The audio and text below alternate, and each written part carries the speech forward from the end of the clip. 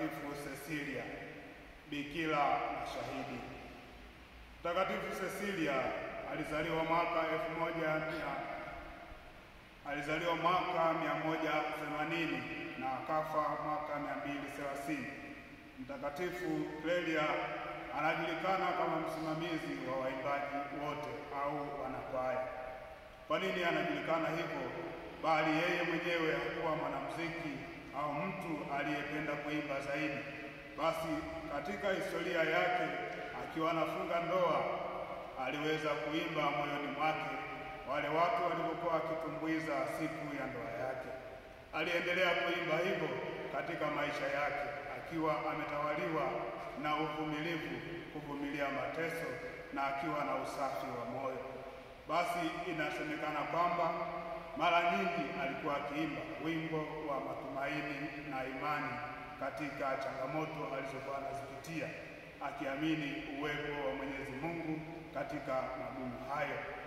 Na pia maisha yake yalishuhudia ile kweli ya ufufuko, kama ambavyo tutasikia katika somo la Injili wakielezea habari za ufufuko, Yesu akiwafafanulia Masadukayo ambao walikuwa hawaamini katika ufufuko.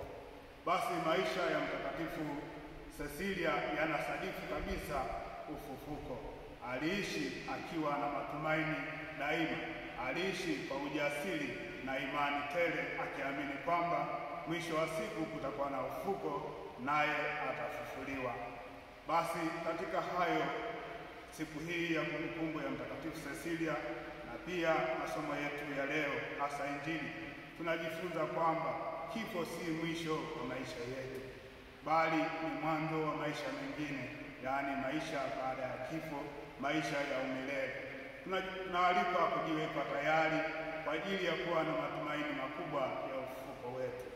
Basi tukihusianisha na ndugu zetu waliopewa mavazi yao maalum kwa ajili ya ibada, yaani kanzu, mwaka wa kanzu, basi tunaalikwa sisi tumeingizwa rasmi kwa kupewa mavazi hayo. Pale mwanzoni tulialikwa kwamba kipindi cha ubatizo tunapewa nguo nyeupe kama ishara ya kuonyesha ule uhusiano mkubwa kabisa na Mwenyezi Mungu, na tunaalikwa kuitunza nguo hiyo nyeupe.